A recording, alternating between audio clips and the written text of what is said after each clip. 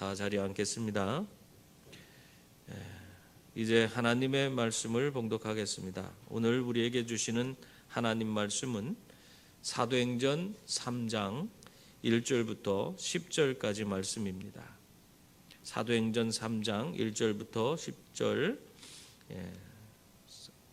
제가 갖고 있는 성경으로는 190페이지, 190면이 되겠습니다. 제가 오늘은 봉독해 드리도록 하겠습니다. 제9시 기도 시간에 베드로와 요한이 성전에 올라갈새 나면서 못 걷게 된 이를 사람들이 메고 오니 이는 성전에 들어가는 사람들에게 구걸하기 위하여 날마다 미문이라는 성전문에 두는 자라.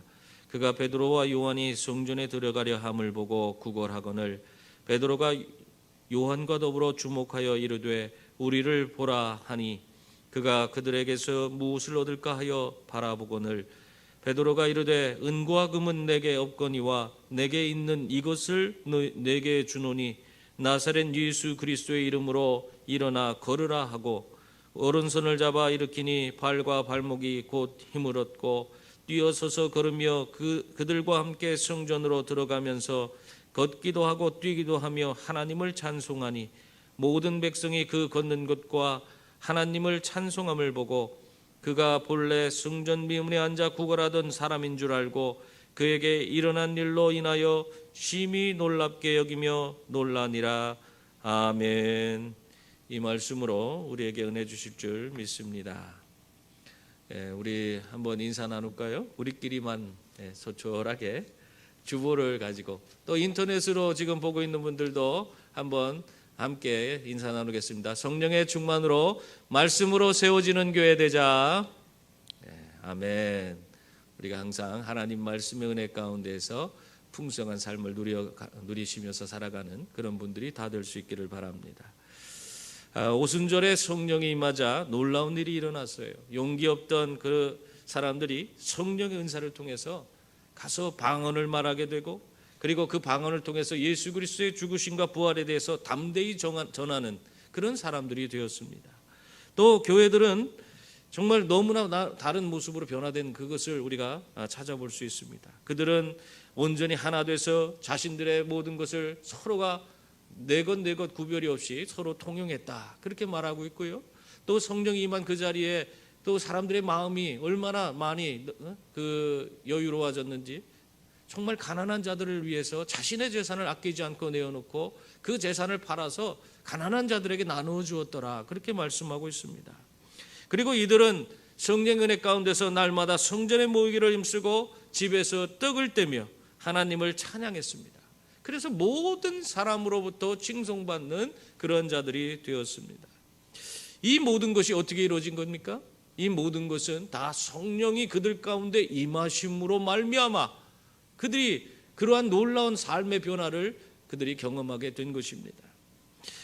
오늘 말씀 가운데 보면은 특히 그 중에 하나 우리에게 아주 두드러지게 보여주고 있는 그런 말씀이 있어요.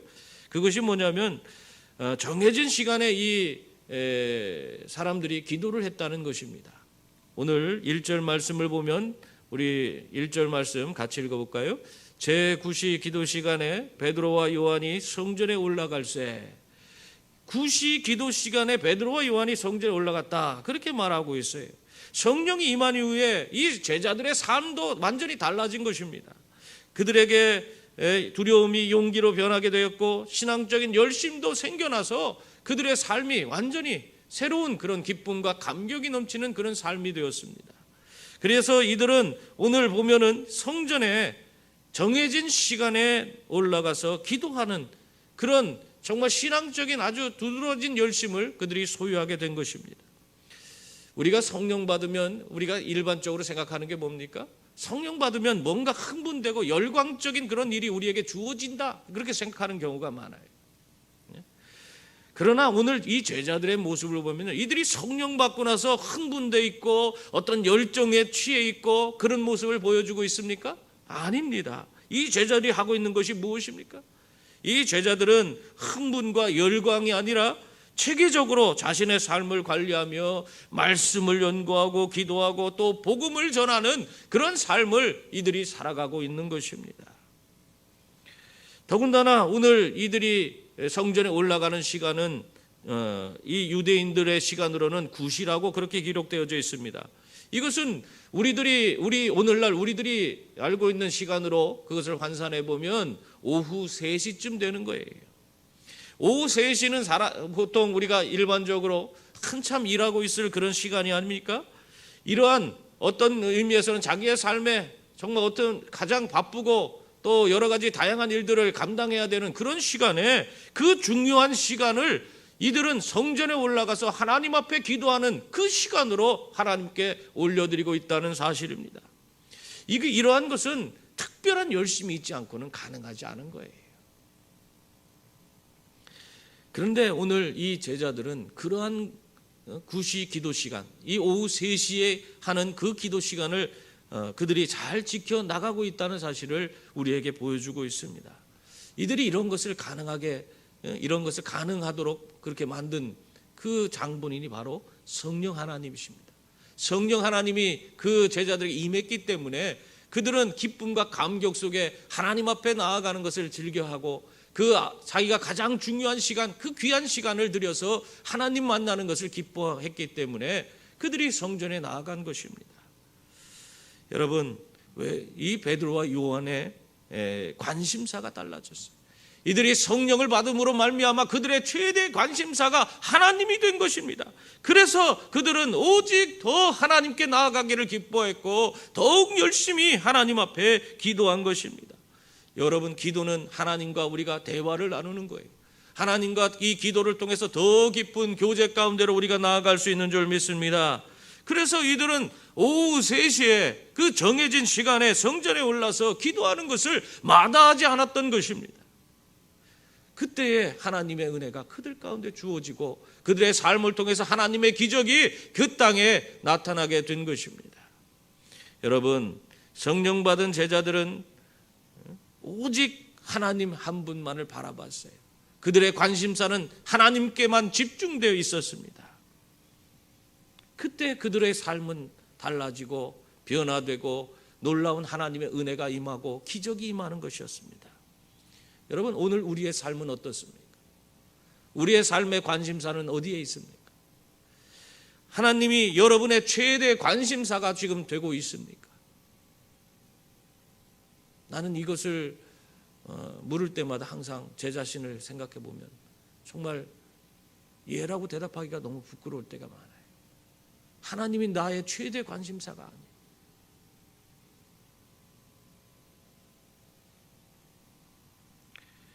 여러분, 그러나 우리가 성령 하나님으로 충만하게 되면, 성령 충만 받게 되면 우리는 하나님께 최대의 관심을 두고 하나님 앞에 나아가게 되는 줄 믿습니다. 그때 하나님은 우리를 돌보아 주시고 내 삶에 있는 경제적인 문제, 또 건강의 문제, 결혼의 문제, 또 자녀들의 그런 모든 문제들까지도 다 해결해 주시고 하나님밖에 줄 수 없는 풍성한 은혜를 우리에게 내려주시는 줄 믿습니다. 그러므로 여러분, 성령 충만 받고 하나님 앞에 나아가 기도하는 분들이 다 될 수 있기를 바랍니다. 하나님은 그 기도하는 자의 기도 소리를 들으시고 응답하여 주시는 줄 믿습니다. 토마스 스콧이라고 하는 그 복음 전도자가 있어요. 이 어머니가 항상 그 어렸을 때마다 이 토마스 스콧이 어렸을 때에도 늘 청소하면서 집안일 하면서 이 자녀들을 위해서 기도하는 일을 쉬지 않았다고 합니다. 그 어머니가 뭘 위해서 기도했냐면 내 자녀가 정말 이 다음에 커서 정말 하나님의 복음을 정말 능력 있게 전하는 그런 자녀가 되게 해달라고 늘 기도했대요. 그랬더니 정말로 이 토마스 스콧이 자라서 정말 수많은 사람들을 바꾸고 변화시키는 복음 증거자의 그런 한 사람이 되었습니다. 그로 말미암아 얼마나 많은 사람들이 주께 들어왔는지 몰라요. 놀라운 하나님의 역사가 그 자녀에게 나타난 것입니다. 기도하는 어머니의 그 기도를 통해서 이러한 응답이 주어진 것이에요.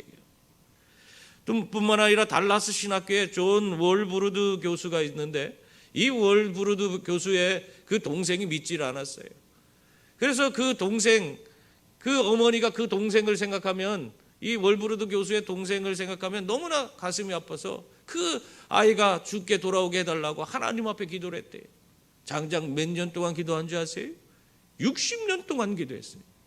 60년 동안 기도해서 어머니가 이제 돌아갈 때가 다 됐어요.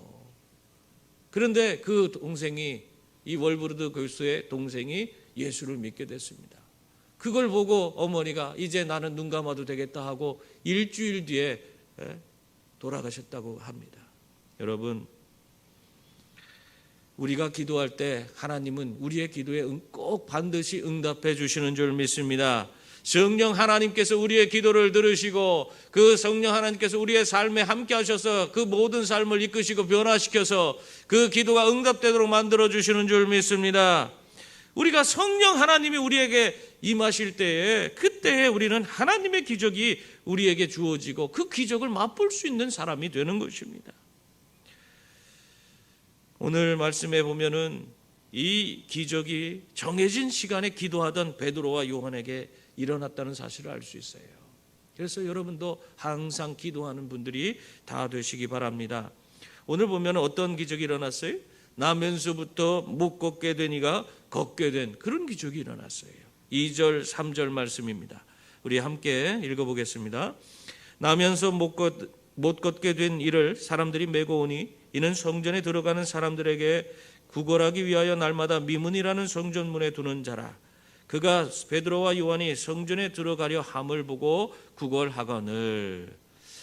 이 나면서 못 걷는 사람들을 이 사람들이 메고 온다 그랬어요. 메고 와서 왜 성전 미문 앞에다 거기다 놓아두는 것입니까?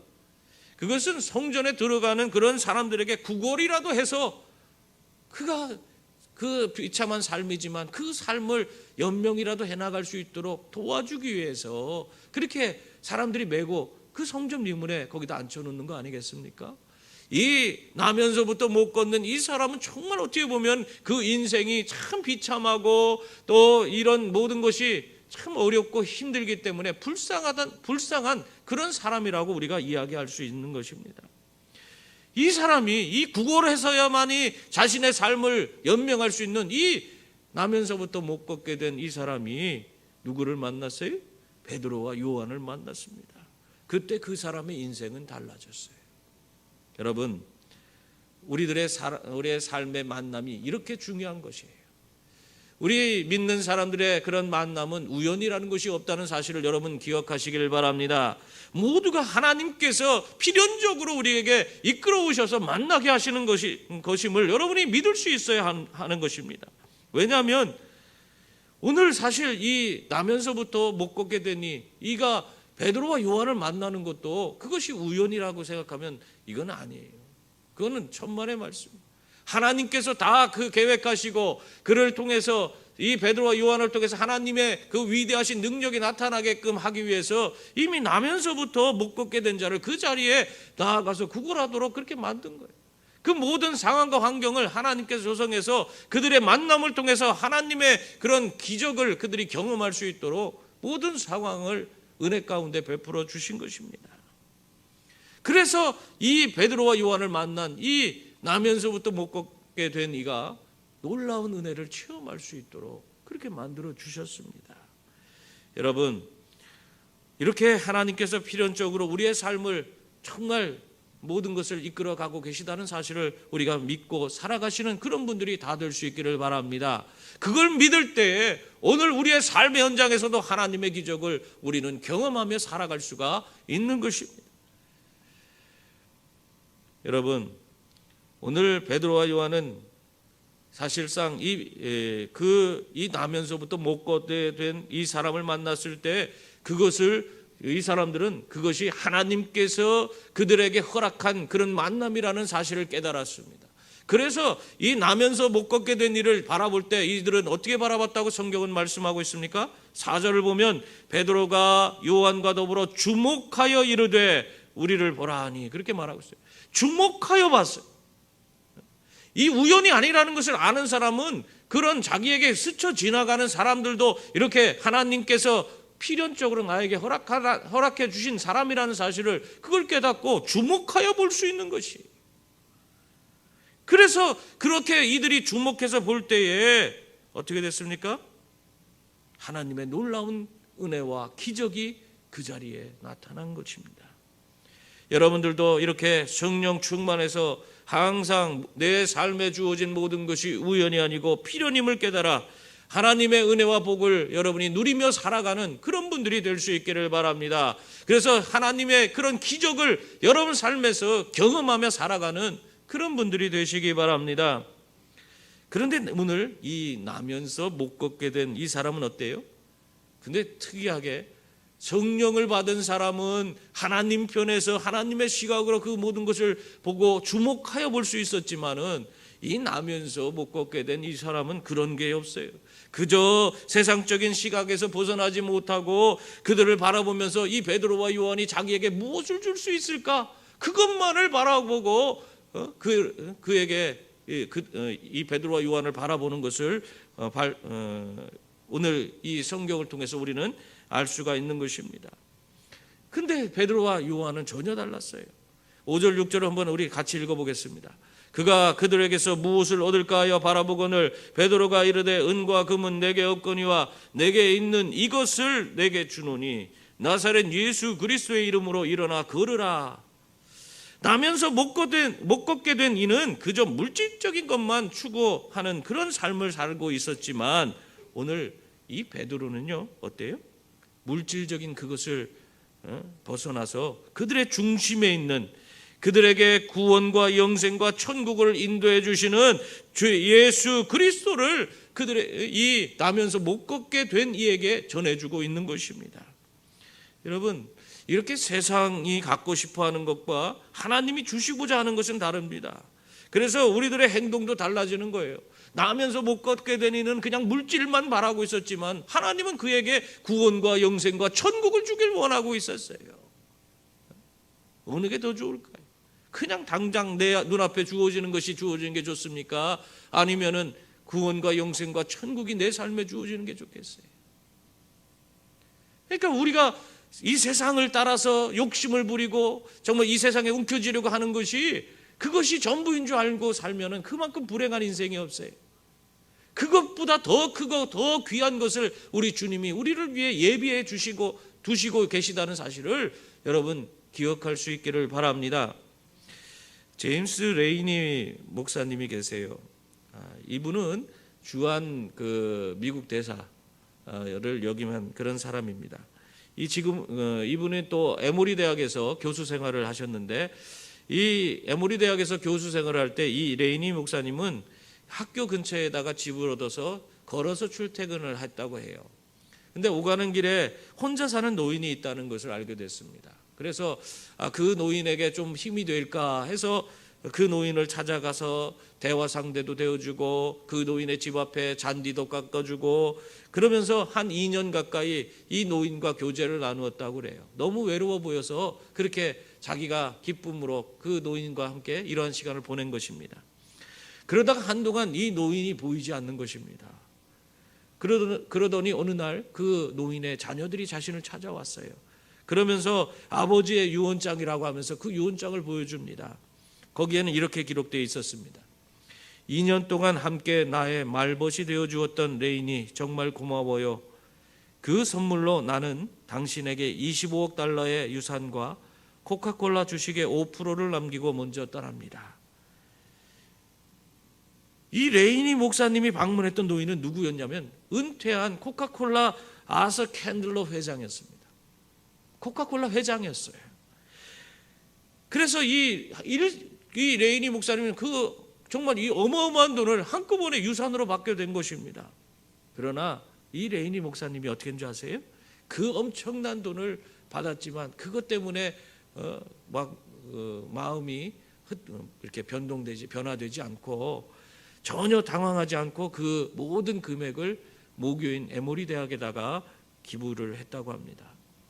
그가 생각하기에는 외로운 노인을 돕는 것은 하나님의 사람으로 당연히 해야 할 일이기 때문에 그로 인해 돈을 받는다는 것은 그것은 말이 안 되는 거고 그것으로 인해서 주어진 그 돈으로 내가 그 부에 도취되는 그런 사람이 되어서는 안 된다. 그렇게 생각을 했다는 것이에요.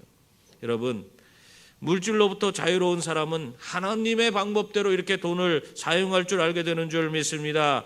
그리고 돈의 노예가 되지 않고 돈을 다스리는 사람이 되는 거예요. 여러분, 이렇게 사람은 그 중심에 무엇이 있느냐에 따라서 그 행동이 나타나게 되어 있습니다. 물질을 중심에 두고 있는 자는 모든 것을 물질로 판단하고 물질 중심으로 행동을 하게 되어 있습니다. 그러나 예수 그리스도를 그 중심에 둔 자는 어떻게 될까요? 모든 것을 예수의 마음으로 생각하고 예수의 마음으로 행동을 옮기게 돼 있어요. 사람을 대하는 것도 예수님 마음으로 행하고, 또 어떤 일을 행할 때도 예수님께서 어떻게 행하셨을지 그 중심에 있는 예수 그리스도로 말미암아 모든 것을 생각하고 모든 것을 행동으로 옮기는 그런 사람이 되는 것입니다. 여러분, 여리고의 삭개오는 세리장이었습니다. 그러나 그는 예수님을 그 중심에 모셔드리게 되었을 때에 그 삶이 완전히 달라졌어요. 세리라는 것은 그 백성의 그런 백성들을 정말 어떻게 그 높은 세금을 매겨서 그들이 갖고 있는 것을 착취하는 그런 직업이었어요. 이때 당시에 이들은 따로 사례를 받지 않았습니다. 월급을 받지 않았어요. 그런데 이 사람들이, 그래서 이 민족 가운데 다 그 사람들은, 세리는 다 민족의 원수고 그들은 정말 버러지 같은 사람들이고 그 함께 할 수 없는 그런 죄인이라고 그렇게 취급을 받는 그런 시대였습니다. 그러한 그가 예수 그리스도를 만나고 그 예수 그리스도를 그 마음의 중심에 모시게 되자 그의 삶이 달라지기 시작했습니다. 그가 뭐라고 하고 있어요?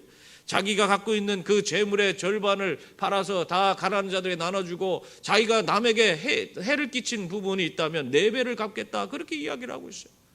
완전히 변화된 인생을 그는 살아가게 되었습니다.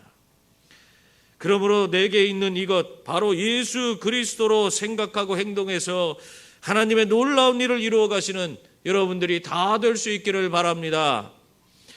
여러분, 그렇다면 내게 있는 이것, 바로 예수 그리스도의 이름이 왜 우리의 삶에 대체 그것이 우리의 삶의 능력이 되는 것입니까? 그것은 우리 주님께서 우리들의 모든 죄와 허물을 다 해결해 주시고 십자가에, 그것을 해결하시기 위해서 십자가에 죽으셨다가 사망 권세를 깨뜨리고 부활하셨기 때문입니다. 그리고 승천하셔서 하늘 보좌 우편에서 그 우리를 다스리시고 우리의 기도를 들으시고 우리에게 지금도 은혜를 베풀어 주시는 분이시기 때문에, 그리고 뿐만 아니라 종국에는 이 땅의 심판주로 이 역사의 완성을 위해 오실 분이 바로 예수 그리스도이시기 때문에 우리의 예배를 받으시기에 조금도 부족함 없는 그러한 분이세요. 그래서 이 예수 그리스도를 우리가 예배하게 되면 예수 그리스도께서는 오늘 우리의 삶에 오셔서 절망 가운데 있는 자들에게 소망을 주시고 수많은 질병 가운데서 고통받는 그런 자들을 다 치유하여 주시는 것입니다. 그들의 연약함을 고치시는 주님이에요. 베드로는 이러한 예수 그리스도를 알고 있었습니다. 그래서 그 이름의 능력을 믿고 예수 그리스도의 이름으로 그 나면서부터 걷지 못한 자를 향해서 일어나 걸으라, 그렇게 외칠 수가 있었던 것입니다. 여러분, 그때 하나님의 기적이 그들 가운데 일어난 것입니다. 우리도 이러한 예수 그리스도를 온전히 알기 바랍니다. 그리고 이 예수 그리스도의 이름 앞에 나아가서 그 능력을 우리가 경험하며 살아가는 그런 분들이 다 될 수 있기를 바랍니다. 베드로가 담대히 예수 그리스도의 이름으로 일어나 걸으라고 하자 그때 그 어떤 일이 벌어지는지 구체적으로 7절 8절 말씀에서는 이렇게 기록하고 있습니다.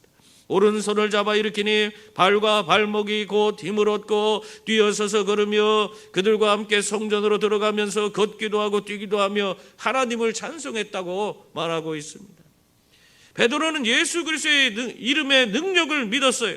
그래서 그가 담대히 그 오른손을, 나면서부터 안진뱅이 된 자의 오른손을 잡아서 일으켰을 때에 그 발과 발목에 힘이 들어갔습니다.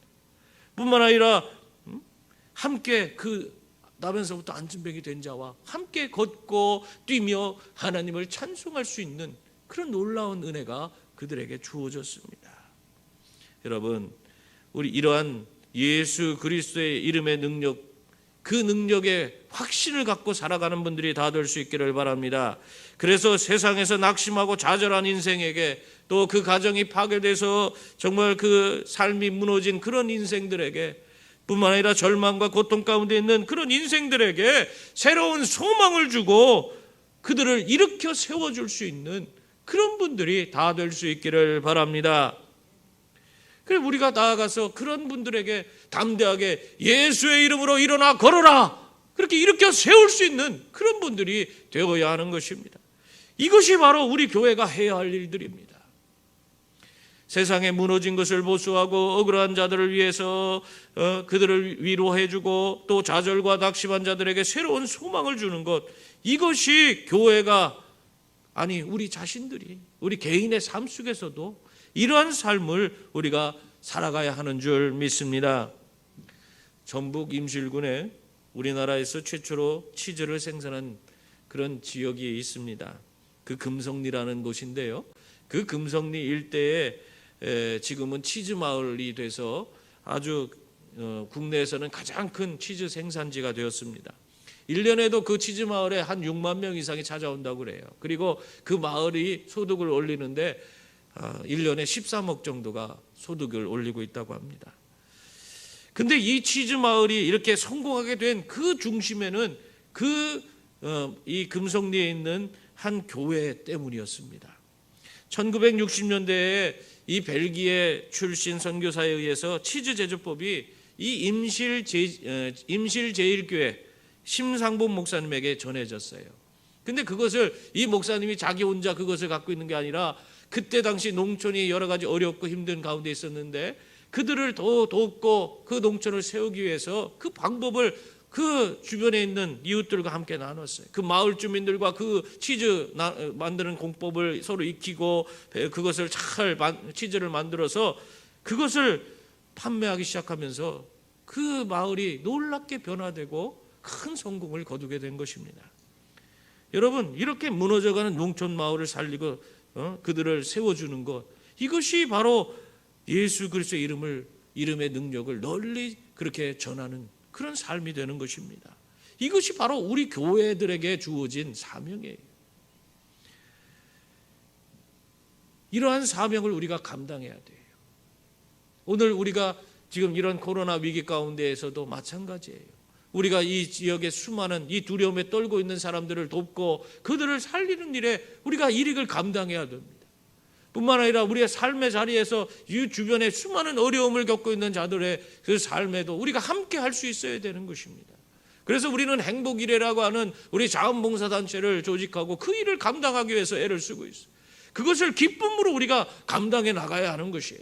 하나님께서 그것을 통해서 이 땅을 새롭게 하고 우리에게 주어진 사명을, 이 땅에 무너진 것을 보수하고 연약한 자들을 위로하고 그들에게 새로운 소망을 줄 수 있는 길을 열어갈 수 있는 그 길을 우리가 이러한 자원봉사단체 행복일회를 통해서 이루어가야 하는 것입니다. 그것이 하나님이 기뻐하는 거예요. 교회가 이루어야 될 그런 사명입니다.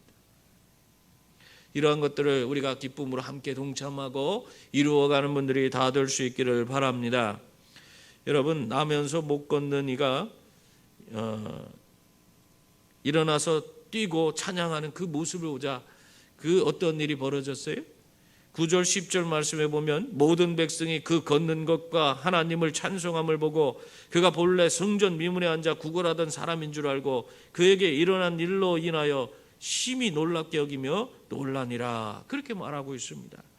사람들이 이 나면서 못 걷는 이가 이 누구인지를 다 알아봤다는 겁니다. 여기 성경에는 그 얘기를 하고 있는 거예요. 그는 성전 미문에 앉아 구걸하던 사람이었다는 겁니다. 이 사람은 사실 그 문을 출입하는 모든 사람들이 다 알고 있어요. 이 사람이 나면서부터 걷지 못하는 자였다는 사실을 다 알고 있는 거예요. 근데 그 사람이 지금 걷고 뛰고 찬양하고 지금 그러고 있는 거예요.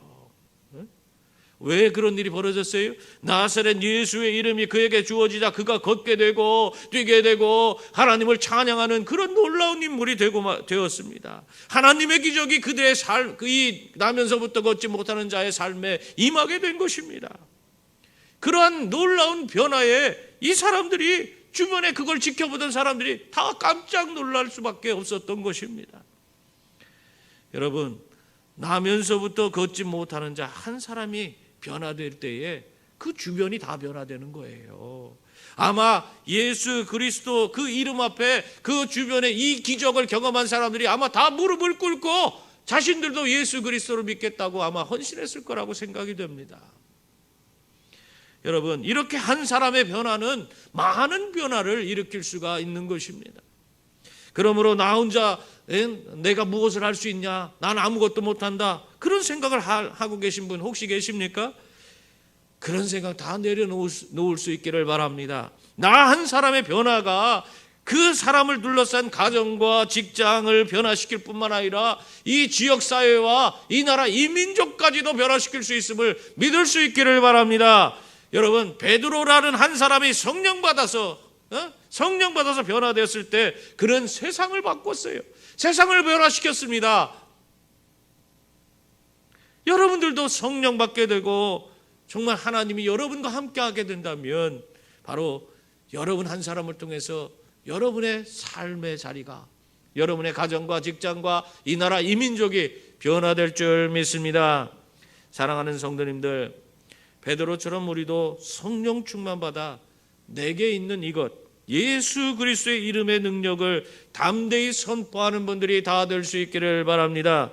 그래서 세상에 무너진 것을 보수하고 낙심과 좌절 가운데 있는 이들에게 소망을 주고 슬픈 자들은 위로하며 이 땅의 구원과 영생과 천국을 전하는 그런 분들이 다 되시길 바랍니다. 그래서 여러분을 통해서 진정한 변화를 이 땅에 펼쳐가시는 그런 하나님의 진정한 일꾼들이 다 될 수 있기를 주님의 이름으로 축원합니다. 기도하겠습니다. 하나님,